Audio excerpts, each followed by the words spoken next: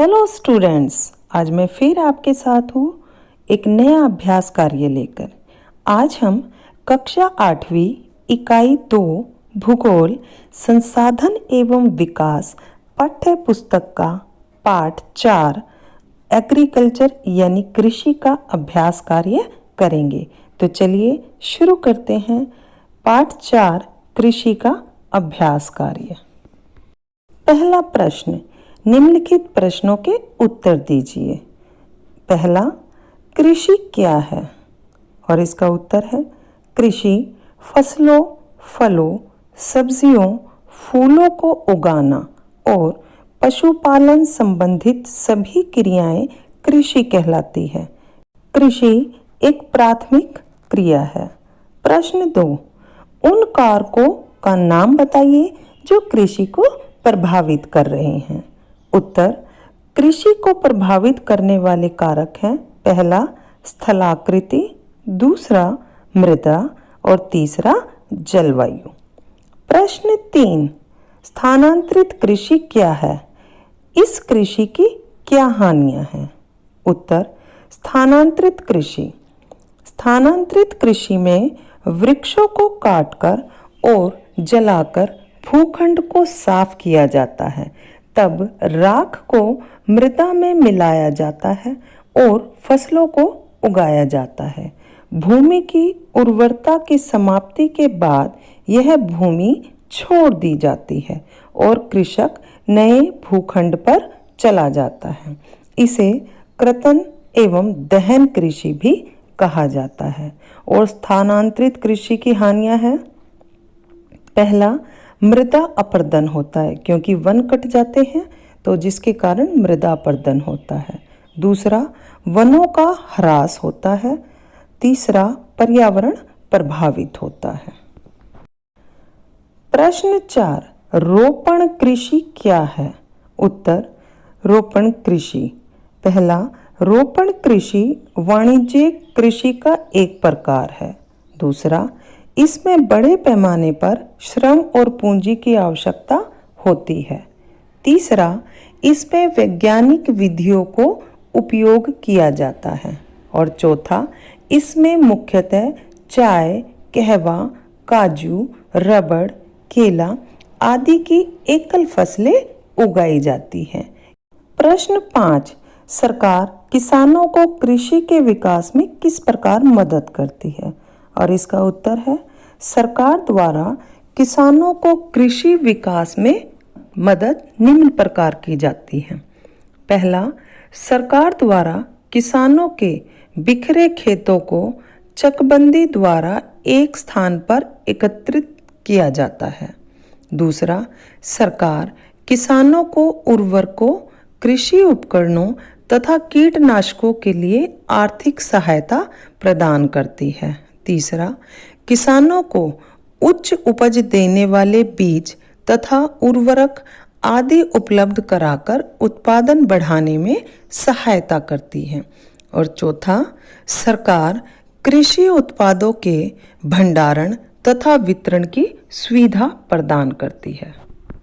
प्रश्न 2, सही उत्तर को चिन्हित कीजिए। सही का निशान लगाना है आपको सही उत्तर पर बच्चों।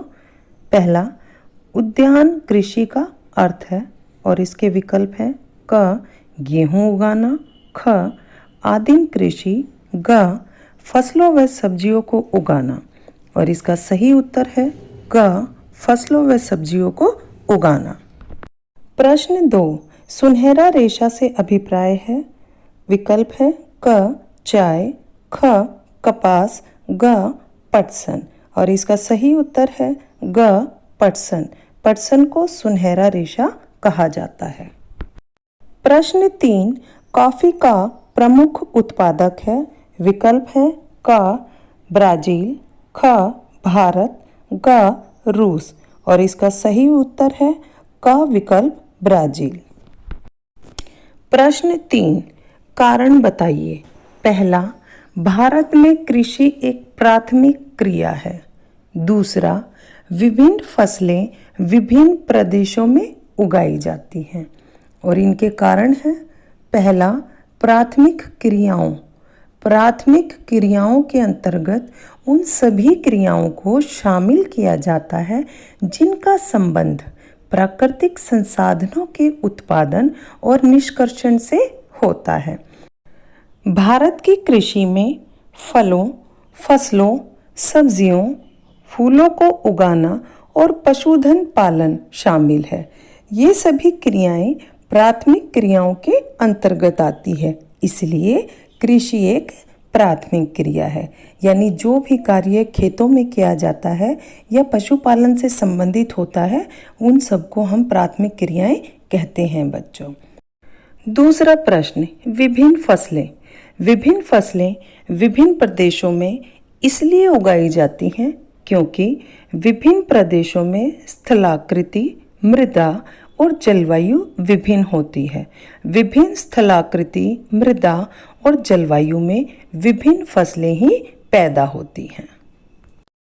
प्रश्न 4, अंतर स्पष्ट कीजिए। पहला, प्राथमिक क्रियाएं और तृतीयक क्रियाएं।